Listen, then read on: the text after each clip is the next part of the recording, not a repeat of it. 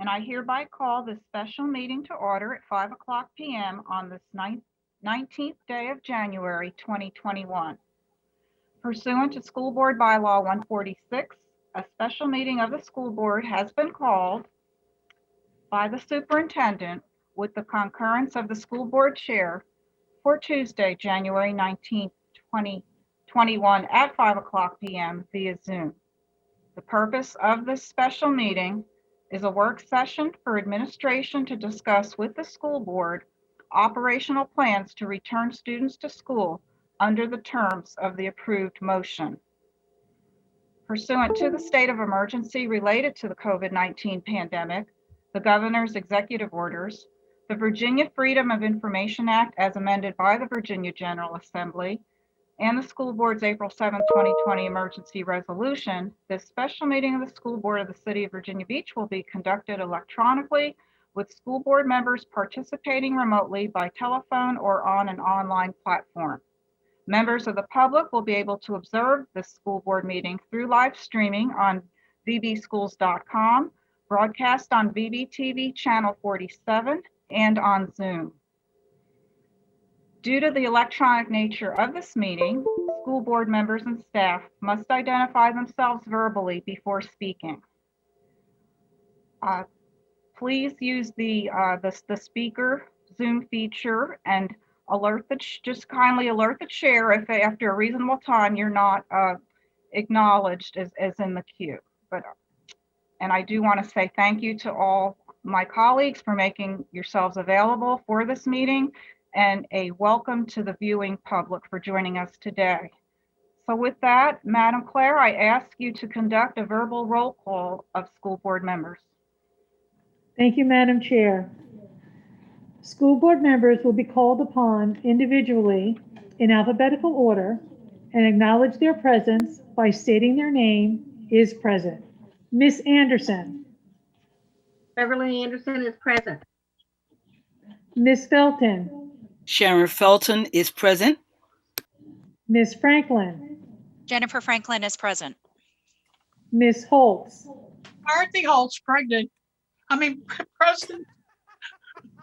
Miss Hughes. Mrs. Hughes is present. Miss Manning. Miss Manning is present. Miss Melnick. Kimberly Melnick present. Miss Owens. Jessica Owens is present. Miss Riggs. Miss Riggs is present. Mrs. Rye. Carolyn Rye is present. Miss Weems. Carolyn Weems is present. Thank you. Roll is taken, Madam Chair. Thank you, Madam Clerk. That leads us to, in this abbreviated agenda, to the adoption of the agenda. And to restate our purpose here today, as the agenda notes, which was publicly posted and available to the public and the school board, a discussion of operational plans to return students to school under the terms of the approved motion. Are there any modifications to the agenda? Okay, hearing none, I call for a motion to approve. I make the motion, Trinice Riggs. Thank you, Mrs. Riggs. A second? Laurie Hughes, a second. Thank you, Mrs. Hughes. Any further discussion? Okay, with that, would you kindly, and Madam Clerk, we're going to do this also with a roll call vote? Is that what you I can do that. I can do that, Madam Chair. Yes. Just since this is the, let's go that route again, then kindly, please, Madam Clerk. Okay, Miss Anderson, how do you vote? Yes. Miss Felton, how do you vote? Yes. Miss Franklin, how do you vote? Yes. Miss Holtz, how do you vote? Yes. Miss Hughes, how do you vote? Yes. Miss Manning, how do you vote? Yes. Miss Melnick, how do you vote? Yes. Miss Melnick, just say that one more time. Yes. Miss Owens, how do you vote? Yes. Miss Riggs, how do you vote? Yes. Mrs. Rye, how do you vote? Yes. Ms. Weems, how do you vote? Yes. Thank you, Madam Chair. We have a unanimous vote. Thank you. So that leads us to the reason we are all here today. And with that, I am turning this meeting over to our superintendent, Dr. Spence. Thank you, Madam Chair. Just by way of reminder, I thought we would just briefly go over what was presented at the last meeting in terms of recommendation, and then we'll share the wording of the motions that were substituted.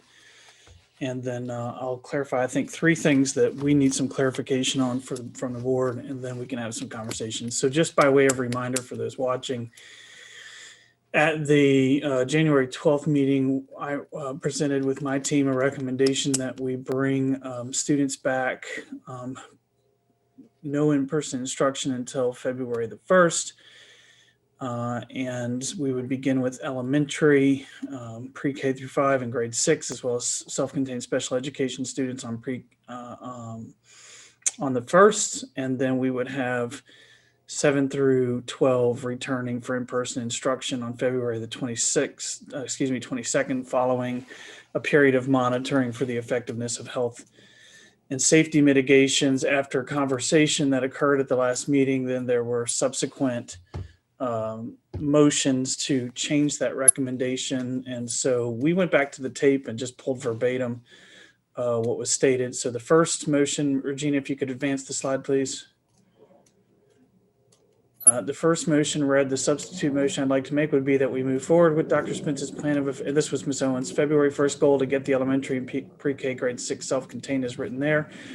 If the community positivity rate shows a decline for 7 days, or after the first week that we see a decline for 7 days and all mitigation standards are met, and then the next group would come in either on February 22nd, if the February 1st one starts on time, or whenever 3 weeks after the first group started.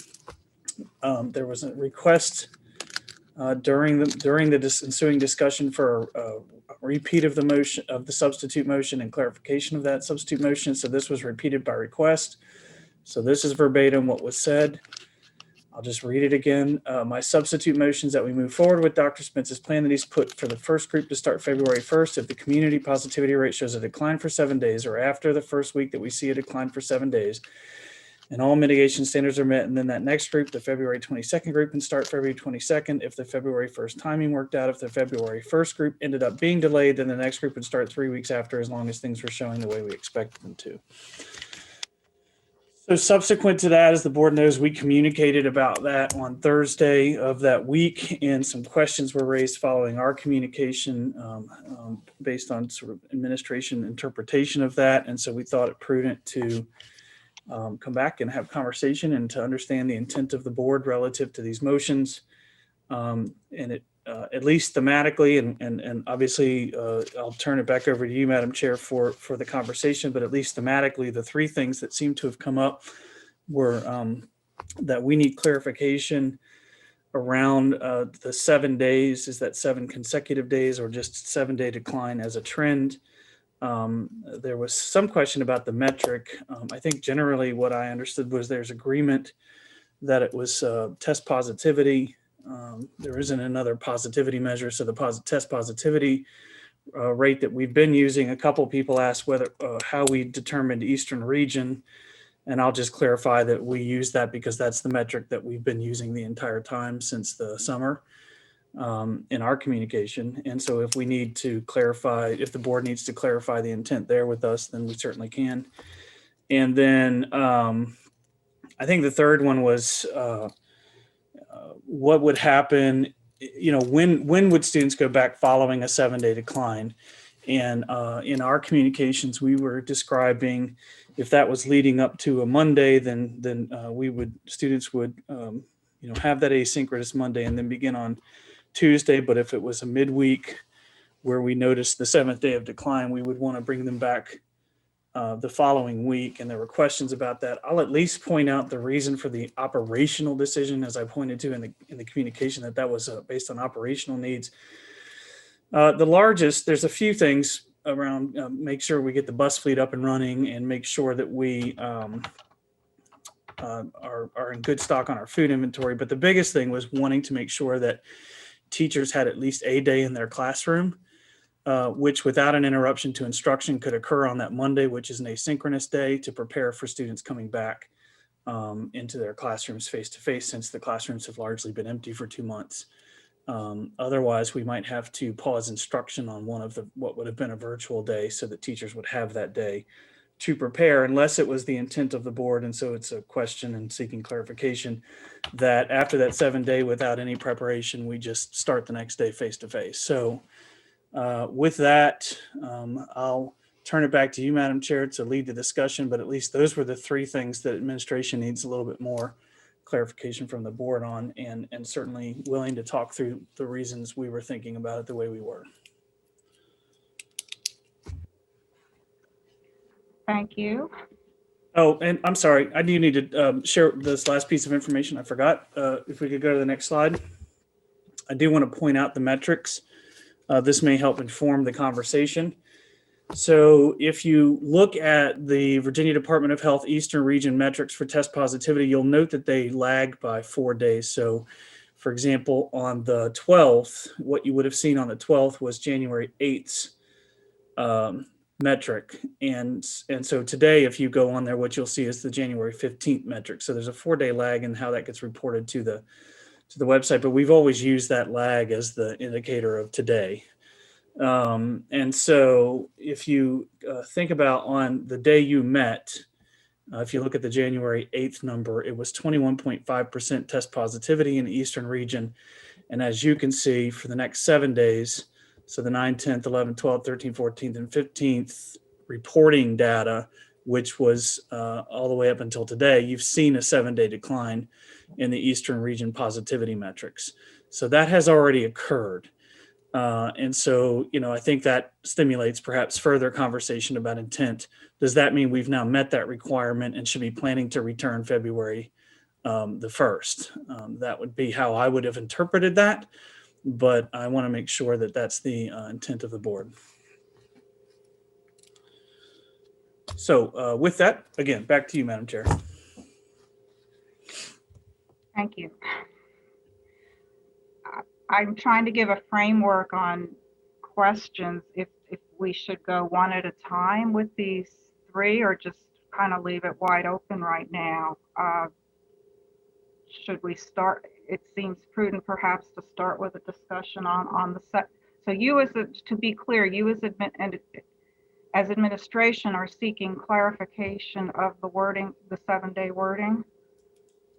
Well, we interpret the way I explained that in our communications and an accompanying video was that if from a Sunday to Sunday, we started at 20% on Sunday, and then the following Sunday we were at 19%, that would be the 7 days. There was then some concern raised by at least one board member that wasn't indicative of 7 consecutive days. You'll note in the wording, there wasn't language around consecutive. However, if it's the intent of consecutive, we certainly need to clarify that. I need that clarified. And moreover, either way, it's been met as of now. And so we need to discuss that. Madam Chair, in the queue, we have Mrs. Anderson and Mrs. Riggs. So to be clear on just Dr. Spence's last point, are you telling, we're looking at these figures, but is it the administration is pointing out to us that either interpretation has been met? Yes, ma'am.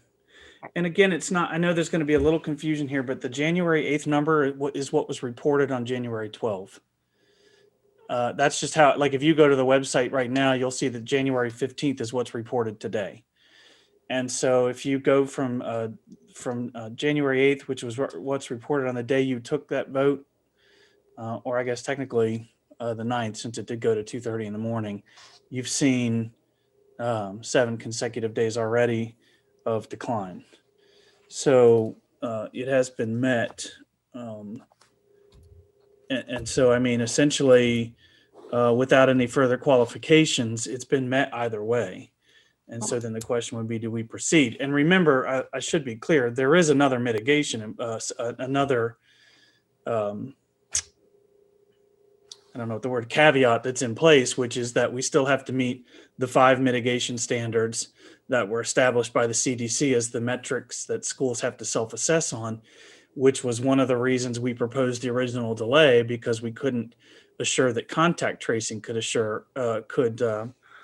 happen, as you heard Dr. Lindsay talk to the public about at the last meeting, that they were concerned about burden on the health department with contact tracing. One of the 2 caveats has currently been met. And so we just need to get clarification on, do we move forward? Or if not, then how do we interpret 7 days? And so is it also on the table for discussion, how to interpret the mitigation piece is the other piece of it? I don't think I have, that's up to you all. From my perspective, that's fairly straightforward and was not raised as a concern by any board member or member of the community that I'm aware of. Well, Ms. Melnick, let's go ahead with the queue. Can you repeat again, please? Sure. First I have Mrs. Anderson and then Mrs. Riggs. There's another in the queue, but I'll give you 2 at a time. All right, please proceed, Mrs. Anderson. So first of all, the first thing I want to say is we didn't vote on this particular motion on January 5th. This was proposed on basically the 13th, the 12th, 13th. So any time frame that we're talking about needs to happen after January 13th. Okay, and I realize that we are in a decline right now, so that's good news. But I just want to make it clear that there's no way we should be looking back starting in January 7th, 8th, that time frame. We need to start from January 12th, 13th forward. Okay. So let me just ask, if I could. And that's absolutely fine if that's the interpretation. But a reminder, on there. Yeah, but a reminder, the date that was that you took the vote, the reported data was from January the 8th. No, it wasn't. So yeah. I see what you're saying. The data was, but that's not, the data was not mentioned in the amendment. And so we can't, I don't see how we could possibly go back. Well, I guess my point would be, if you just took the dates out and you looked at that 21.5, the date you all voted, it was 21.5 in the Eastern region. And since then it has gone down 7 consecutive days. Yes, that's my point. My point is, I don't think you need to count anything before January 12th when we actually met and had the debate. But I have a couple things to add to.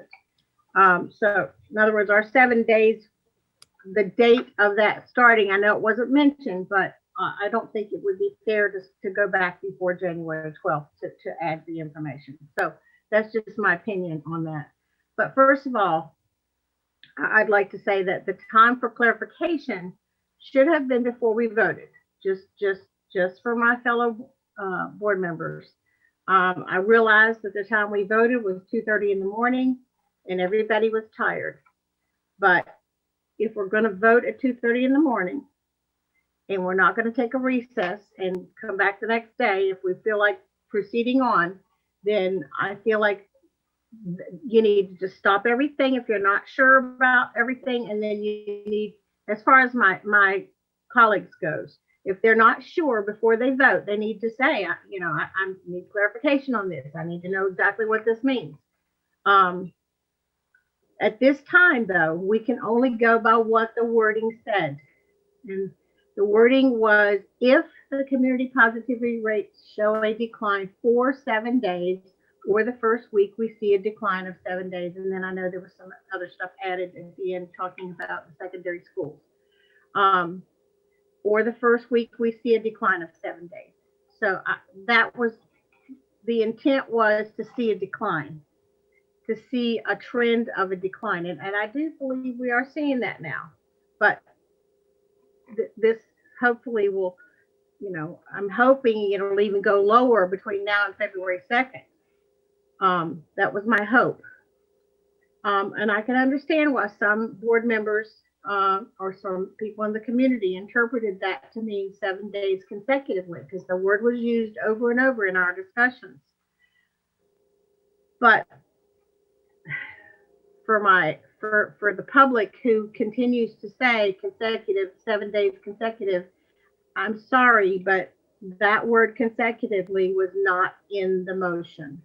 I wrote suggested wording and I did pass it to Miss Owens, and she made the motion. And in her motion, she did not use the word consecutive. So I just want to make that sure. We can't go back after we voted and add words or delete words or add things that we think it meant. We have to go by what the wording states, and it just said for 7 days.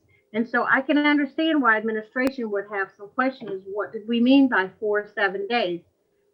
So, you know, I can't tell you and tell the public that it meant 7 days consecutively or 7 days in a row. I would like to think that it is for 7 days in a row, but that is not what the wording states. So I don't feel like we can actually go back and change the wording. It's at 2 o'clock in the morning when I wrote that and passed it to Ms. Owens. You know, I probably wasn't thinking as clearly as I would be at 9 o'clock in the morning. But my goal was to show a trend of a decline, and I'm hoping, I'm praying that between now and February 2nd, we're going to even see further decline than what we have today. So I just want to make that clear and let my position be known.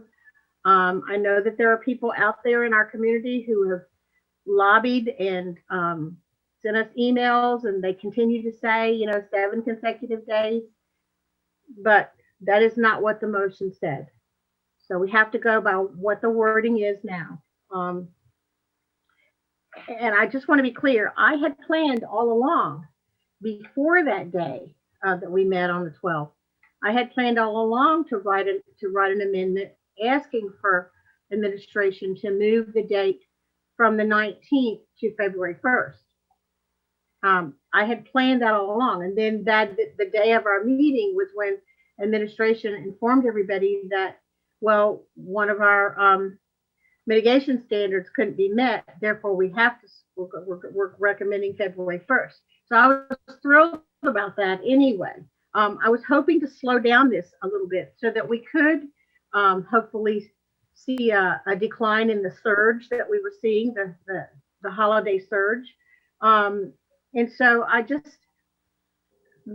feel like that's what's happening, that we are seeing a decline right now. And so I was hopeful for that.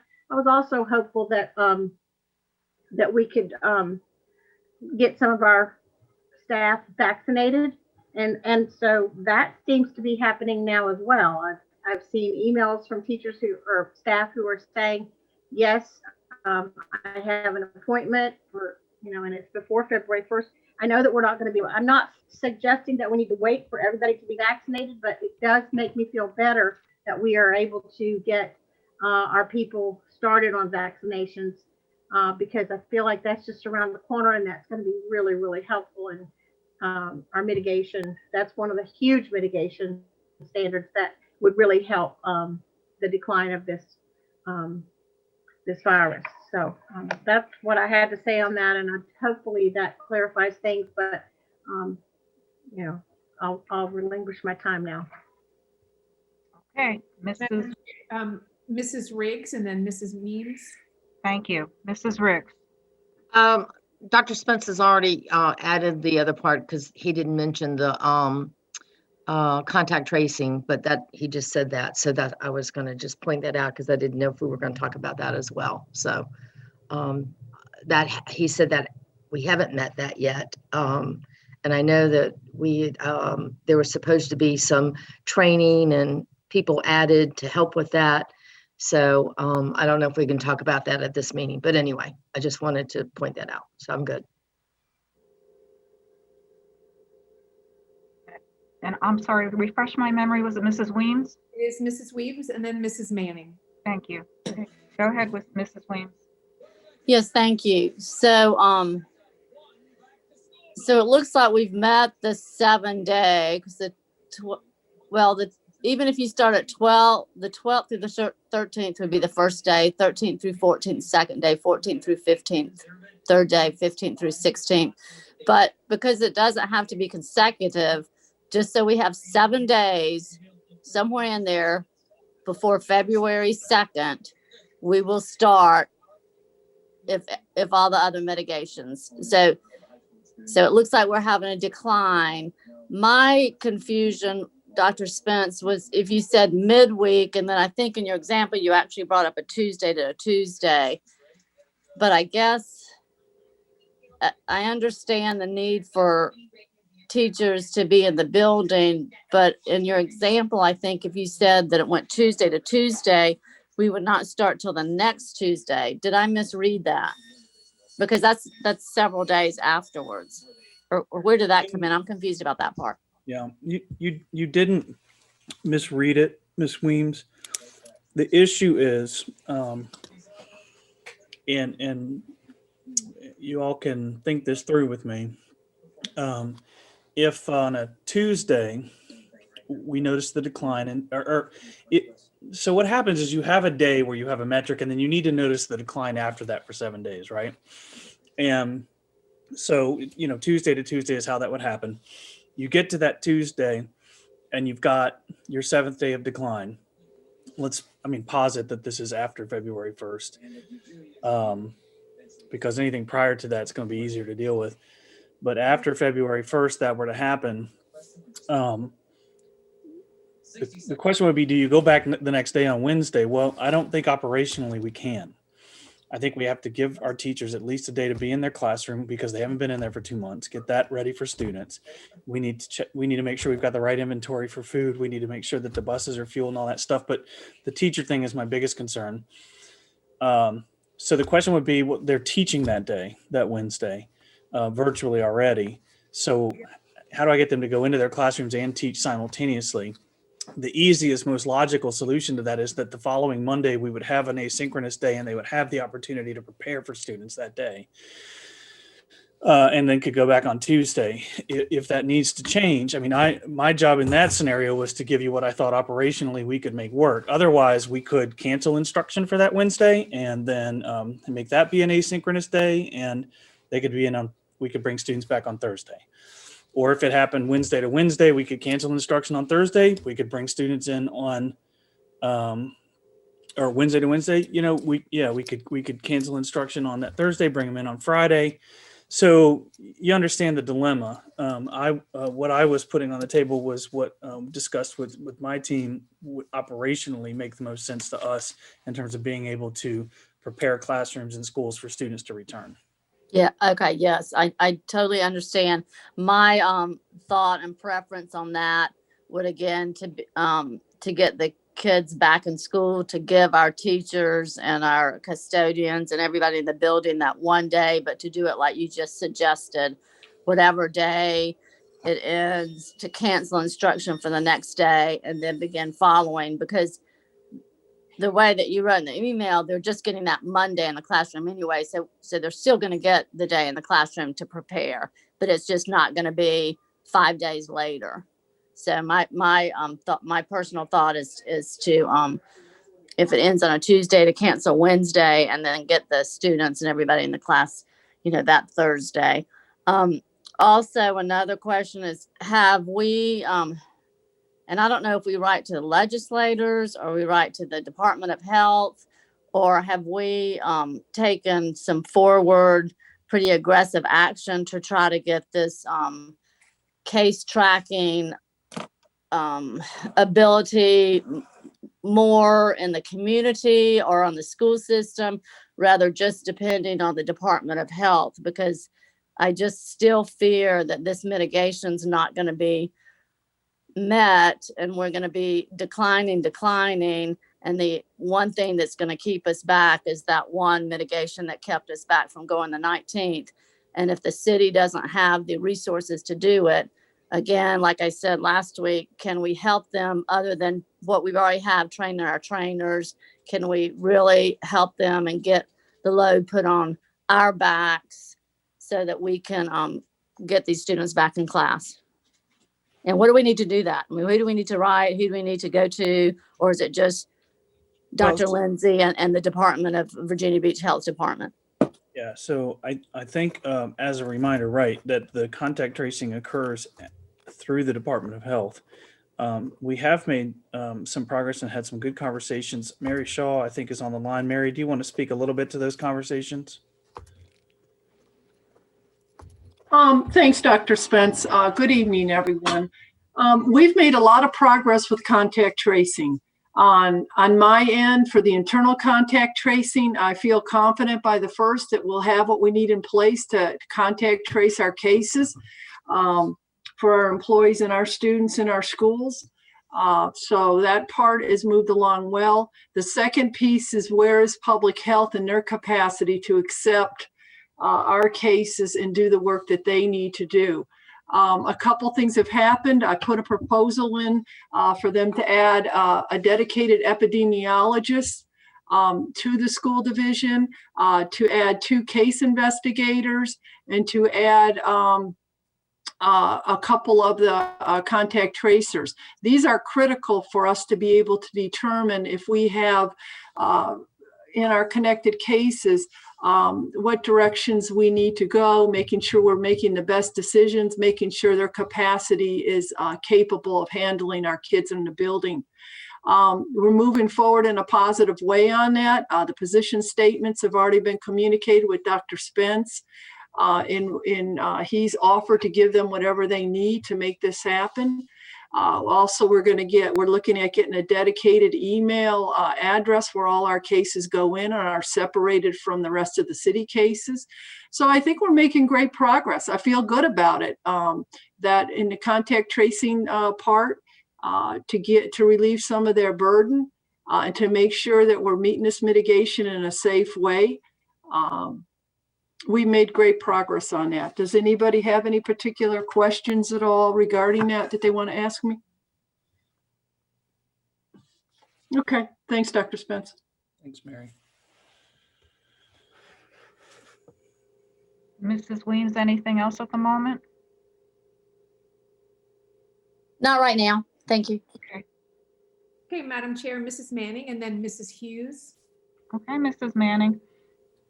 Thank you. So I would like to go back and talk about the positivity rates. I concur with Dr. Spence on that we have met 7 days. Our positivity rates have declined for 7 days since we last met when this motion was made. There was vagueness in the motion. And I think that's one of the reasons why several of us voted against this motion in the first place. And our attorney has advised us of some case law that when there is vagueness in policy, or in this instance, a vote by the board, then administration can interpret it the way that they believe they should. Dr. Spence mentioned that it also wasn't determined if we were going to be measuring the 7-day positivity of our Virginia Beach community or the Eastern Region community. And he made the decision to use Eastern Region because that has been the precedent. That is what we have been using. So in this case with the 7-day positivity, the precedent is that we have been going back 4 days. We've been putting that 4-day lag in there in how Dr. Spence, correct me if I'm wrong, but that has been how you've been tracking it in the past, is with that 4-day lag when you're looking at whether or not to open our schools, and the metrics that we've been discussing when we discuss it with the public. So in my opinion, we have met that 7-day criteria. So yeah, I know it's confusing to put that chart up, but again, the easiest way to understand it is if you just don't look at the dates to the left, because those dates are reported 4 days behind. Since you all met, I'll just say this again as clearly as I can. Since you all met on January the 12th, there have been 7 straight days of decline in the reporting data. Since you've met, there have been 7 straight days of decline in the test positivity rate as reported by the Department of Health. If you go on there and look at their data today, the last reported day is going to say January the 15th, but it was reported today. Yesterday, January the 14th was reported. The day before that, January the 13th, but you have had 7 straight days of decline since you all met. It's the easiest way I can tell you. And when we were using the metrics before, to your point, Mrs. Manning, when we got to red, it was, when test positivity got to red, that was 4 days behind the day we were on. But we still used that to stop, if that makes sense. And when we had got to yellow, we still used that to bring students back. So, and it was still 4 days behind. It's always been reported the same way by the Department of Health, if you look on their website. Okay, thank you. Yeah, that's what I wanted to have clarified. That's what I thought. But so I do believe that we have met that 7 days. Thank you. Thank you. Reminder to my colleagues to please lower your hands when you're done, or lower them and put them back up so that I can put you back in the queue. Okay, thank you. I see it. Okay, so now, Madam Chair, Mrs. Hughes and then Mrs. Owens. Okay, Mrs. Hughes. Thank you. Yeah, I guess I come from a background where, various customer service, and you try to look to get to the yes. And I think that when we pass something, obviously those who voted yes on it were not in agreement as to what they were voting on. I voted no on it because I didn't like it all the way around, but I wouldn't vote yes to something that I didn't completely understand. So that's problematic anyway. But as Ms. Anderson pointed out, the language in the motion should be used, and you can't just add words. And so nothing in the motion prohibits starting at or before a certain date. There is no language in the motion that says 7 days beginning at any specific date. The goal was a trend of decline. So if it started on the day of the meeting, after the day of the meeting, before the day of the meeting, the point is board members, administration, teachers, public, so many people are saying, yes, we want to go back when it's safe, not when it's rising. It is declining. Regardless of when it started, it is declining. And that's what everybody seemed to think was the goal. Even with all the different interpretations, the one thing people seem to agree on is that we were looking for a decline. It is declining, and it sounds like we're finally getting a response about contact tracing after sending a request about that so long ago. So it sounds like we can get these students back to school, the ones who want to go. So I think that's great news. Okay, anything else right now? No, ma'am. Thank you. Okay, Mrs. Owens and then Mrs. Franklin. Ms. Owens. Thank you. Just wanted to put my clarification in as the person who made the motion, that I am in agreement with most of what was said. There was certainly some things that could have been clearer in the motion as far as when the clock was starting, and some things that were assumed based on the precedent that we had as far as using that Eastern region percent positivity metric. So I agree with this interpretation that that Dr. Spence has laid out. I do think for accuracy purposes, the motion was made on the 13th, and that the 13th then should be if we're going to have a starting date, the 13th is the date. I'm fine with the 4-day lag. I understand how that plays in, and that's always been the precedent on how we've looked at our numbers. And it looks like we are trending downward in percent positivity of the PCR test, and would hit that 7-day tomorrow from the 13th. And so I would expect that that's what we would hit. We have done it all of these other days. I do think it's worth mentioning that the goal for me in presenting the amendment was to see a trend downward with COVID in our community. and that we are definitely seeing a trend downward in percent positivity of the PCR tests. And since it was not worded any clearer, that's where we are, and I agree with that. But I think it's worth noting that our case numbers in the community, while our percent positivity are declining, our case positivity is increasing in an upward trend for daily total case numbers over the last 7 days. But based on what the amendment was and what we had voted on, I do think that we are seeing the PCR percent positivity decline, and that if we are looking at accuracy on the day that the motion was made, then 7 days would be tomorrow.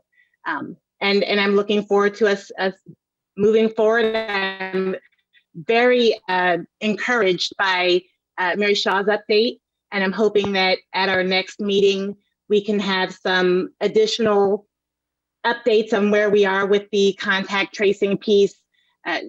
Certainly, we want to just have a good understanding, since it was one of the pieces that, the piece that originally held us back and delayed us, that with our numbers at 1,200 average cases per day at the time that we decided we needed to push back, and today at like 1,400 cases per day average, where we're at, that we are going to be able to meet that need, and that the changes that we have made are going to put us in a better position to meet the need with the higher per average cases in our community, based on whatever changes we've made, and that we can hear more about that at the Tuesday meeting. So thank you. So yes, ma'am. And if I could just add to that, I want to be clear. Neither Mary nor I have said we are in a position to say we are meeting that standard, that 5th mitigation standard today, but that we are making progress, and that we're certainly, yes, to your point, be ready to talk more about that next Tuesday, and presumably prior to February 1st, be in a position to state with confidence that we've worked with the Department of Health, and the Department of Health is telling us, because that's really what it comes down to. It's not whether or not I say they can meet it, it's whether or not they say they can meet it. And that's what you heard from Dr. Lindsay at the last meeting, was in the statement that she read and was shared with you all, that they were concerned about their ability to provide, as she called it, optimum performance in contact tracing. And so we would look for her assurances that the Department of Health is able to do that, because again, it falls to them to do the community part of that. But what Mary was expressing, what I heard from their administrator, and what Mary's heard from their epidemiology team, is they are committed to making the changes that they need to make in order to support us. And then our goal will be to have that in place by the time we bring students back, or else we wouldn't be able to bring students back, because that's one of the caveats that was in the motion. Great, thank you for adding that, Dr. Spence. Yes, ma'am. Okay, for now, Ms. Owens? Okay. Madam Chair, Mrs. Franklin is the last person in the queue. Well, thank you very much. And I personally want to say thank you to Mrs. Anderson for clarifying in your comments, because I didn't believe that I heard the word consecutive on Tuesday the 12th. But again, it was 12 or 2:30 in the morning. So when we were getting the emails about the term consecutive, I just wasn't clear that that's what I heard. So I appreciate everybody coming together to clarify this, because I really do believe that the community and families and teachers, and of course us as well, have the right to be sure that we are communicating the right information. So I really do appreciate that. As one of the authors, I think it's very important to hear that from your mouth. So thank you for that. I wanted to also just ensure that I am clear on this now, and after all the comments, I think I am. But it seems to me that since we have had 7 days, and actually they were consecutive, so that works out really well. But since we have had 7 days of a decline, and based on the motion, we should be on track to come back on February 2nd, because February 1st is a Monday. So that would allow teachers to have that Monday to get back in the classroom, do what they need to do. But right now we should be on track, since we have had 7 days, because from what I remember in the meeting, we had asked that question to those who had made the motion. We don't have, what if it goes up for a day and then it comes back down? But we have had 7 days of decline. So right now we should be on track for February 2nd February 1st, the teachers coming back, February 2nd, we would have the option 1 students back, as long as the contact tracing piece was also met. Am I right in that statement, Dr. Spence? Ma'am, that's how I would interpret it. As long as we've got contact tracing, we're able to meet that 5th mitigation required by the CDC in our self-assessments. Okay, because I just think that it's very important to make sure that it's clear to the public and everybody involved that we right now we are on track for that time frame should that 5th element be met. And that is not up to us as a board. That is really up to the Department of Health. So I just want to be clear so that, when we're getting all these emails, this is not something that is based on our opinions or you, Dr. Spence. This is actually something that is based on an outside resource. Particular to the contact tracing, yes, ma'am. And if I may add, Ms. Franklin, the reminder that we're talking elementary, the phase-in, and certain other designated Correct. Mhm. Correct. Yes. I'm sorry. Yeah. So I just wanted to be sure, but according to our amended motion, that we should be on track for that February 2nd date for, yes, K through 6th and some others that are also coming back as well. So I just wanted to make sure that I understood that correctly. Madam Chair, Mrs. Felton has added her name to the queue. Go ahead, Mrs. Felton. Good evening, everyone. And I'd just like to give my condolences to all of those who we have lost in the past 2 or 3 days and to their families. It is heart-wrenching, but I'd just like to pass that on as a board member to let them know that we do care about their feelings and what they're going through. I'd just like to thank Ms. Anderson for stating verbatim and putting that vote that we made into contents. Yes, it was early in the morning, 2:30 a.m., and feelings were high, and we were a little bit tired and anxious as well. I also like to thank Ms. Owens also for taking ownership of the interpretation of what she said and has given us a positive spin on what we're looking at when it comes to this chart. Also, Mrs. Shaw, thank you as well for saying that they're going to add 2 epidemiologists to our staff. That is one thing that I wanted to see and want to ask questions about. I'm glad that we're going to get that, and that's going to be part of our staff and people. We all know, and I have said it in the beginning, that all of us want our students back in school. It's not like this is we've taken this on as a passe or just so happen chance. We all want them back. And I'm glad that we are moving forward with this. And most of the conversation, if not all of the conversation, and I know that the vaccine is not one of the mitigations, if I'm speaking right to that, but some of the teachers that spoke with me that said, yes, Ms. Felton, if we could get the vaccine, that would make me feel safe, plus wearing my mask. So it looked like we are moving towards that.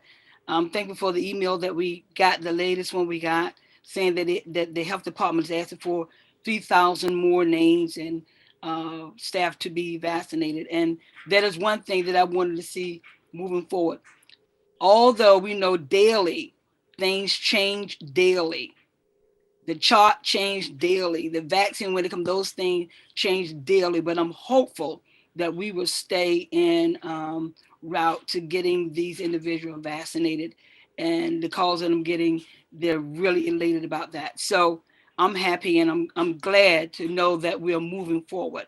Our constituents, our community, even though we might not all agree all at once, all the time, but they want to make sure that we are doing our due diligence and moving forward and making things happen and seeing us do this. So I just like to thank all of those participants and Dr. Spence for your moving forward on this as well. And I know if I could just offer clarification, Ms. Felton, You stated that the health department is going to provide those positions. Mary stated, and I've stated that we have talked to them and requested that support. We're not there yet. Obviously, when we get there, we'll let you know what they're able to do. And that we're having a conversation that makes the difference, Dr. Spence. It's something that we know that we need, and I do appreciate that. Thank you for correcting that. Madam Chair, Mrs. Weems. Yes, Mrs. Weems. Thank you, Dr. Spence. Again, is there anything that the community can do, or we as individual board members or as a collective board can do to help make sure that that we can get resources for the Virginia Beach Department of Health in regard to this contact tracing? Is there anything that we can do to help further that your request, or just help further extra training on extra people? Because I just hate to be sitting here dependent, like you said, on resources that aren't ours, obviously. So what can we do to help in this endeavor, if anything? Thank you. Well, as I said, I think we've made some progress. I understand there may be some reorganization within their existing resources, but we haven't fully understood what that is yet. I know they have positions posted. If folks are interested and are qualified to go, I would direct them to the Department of Health to talk about their interest. I know that they have posted for an epidemiologist for some time now and are looking to fill that position. I think that would be helpful for the schools. I believe there are other positions that they have that are more case management positions.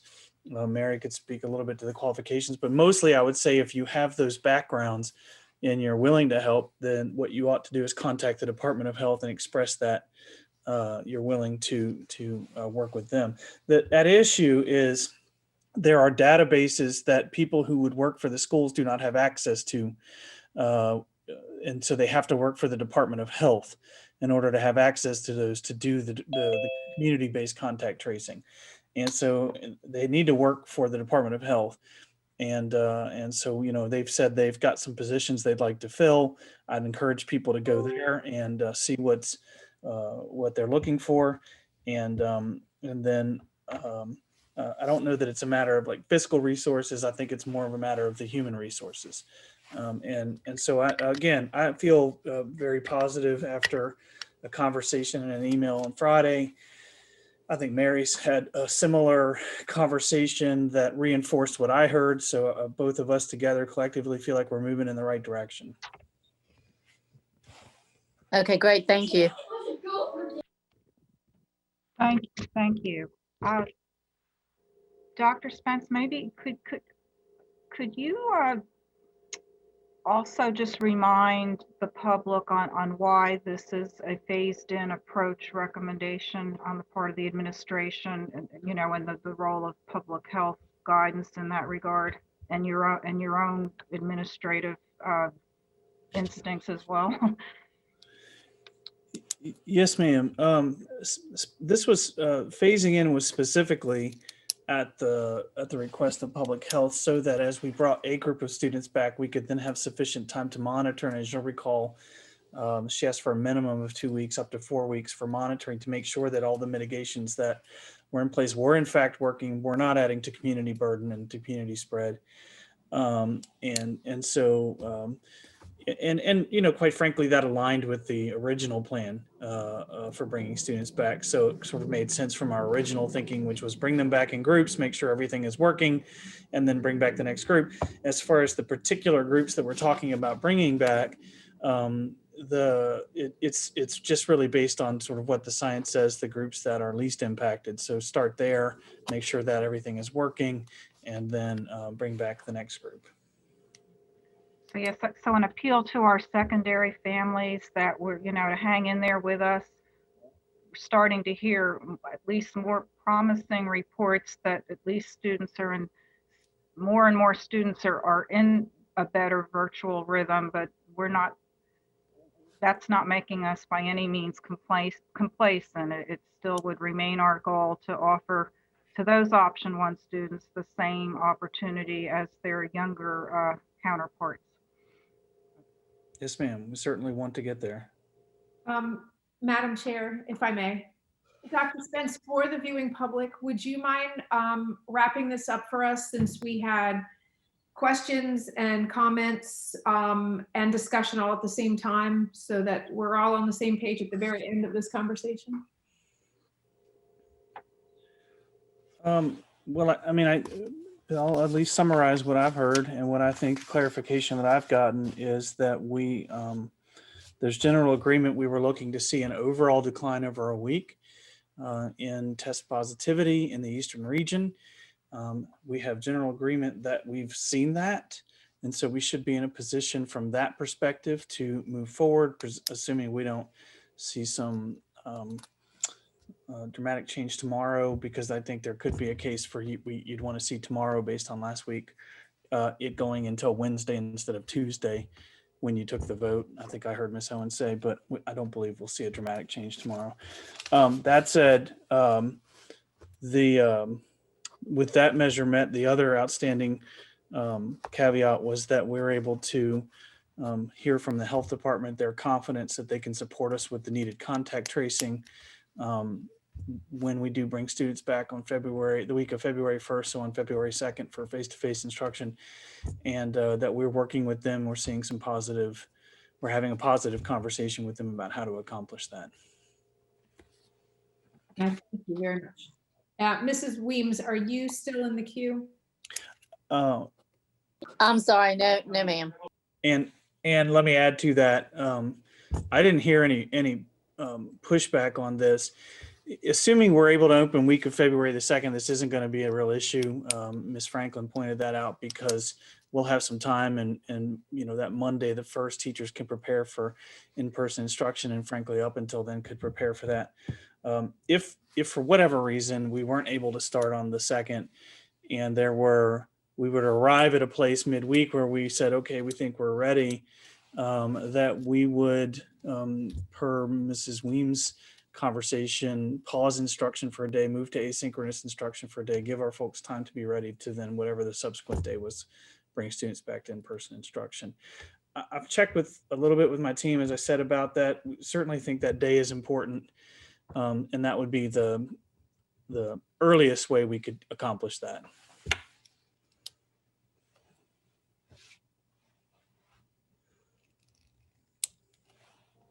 Are you seeking, I mean, I prefer that as well. So barring any pushback from the school board, can we just provide Dr. Spence, that affirmation of the one-day preparation? This is Jennifer Franklin. I agree with that. I agree with that too. This is Trinace Riggs. I hear no objection, Dr. Spence, so I would ask you to proceed with that and with that understanding. I agree with that as well. This is Deb Anderson. Okay. Well, I appreciate that clarification, and we'll make sure we get that clearly communicated as we move forward.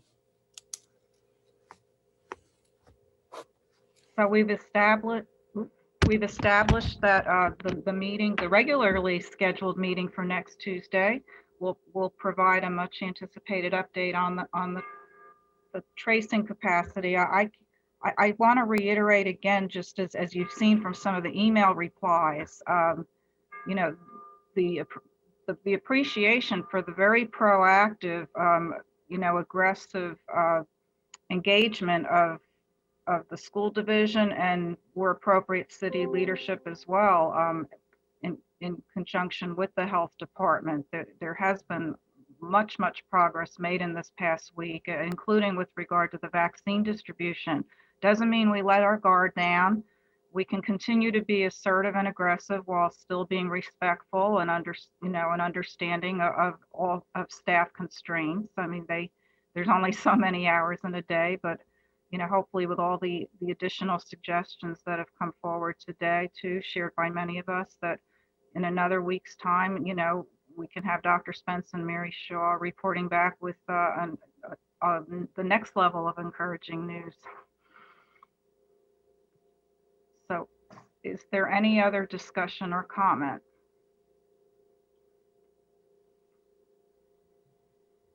Dr. Spence, any final thoughts from you before we adjourn? No, ma'am. I know it's only tangentially germane to the conversation, but I do want to reiterate that the vaccination efforts have ramped up dramatically over the course of the weekend. And as was noted, since it was alluded to, I'll just mention it. That as was noted that we were asked for an additional 3,000 names yesterday, and those names were provided. And so we are working on providing those in a prioritized way and communicating that. So folks who are in the list are already, as you've noted, getting calls from the vaccine management system and can begin setting up those appointments. We would encourage people by way of communication, since I have the opportunity, if you have a question about that, if there's a technical issue, if you have a question about the date or timing of the scheduling, please start with your supervisor and be on the lookout for some communication that's going to be coming out from the division that will help clarify some of that as well. Well, and thank you for conveying that, because what I have seen is overall very positive reaction, but obviously some of those initial glitches. So it's important that employees know where to turn to, and they're supporting one another too, you know, with advice or next steps. But so well, and it's a reminder that we don't run the vaccination program. That again, that vaccination program is run in conjunction with the city and the Department of Health, and so we are submitting names. But we'll do our best to support our staff as they work through that process. Well, thank you for that clarification as well for all our benefits. Well, with that then, folks, final opportunity.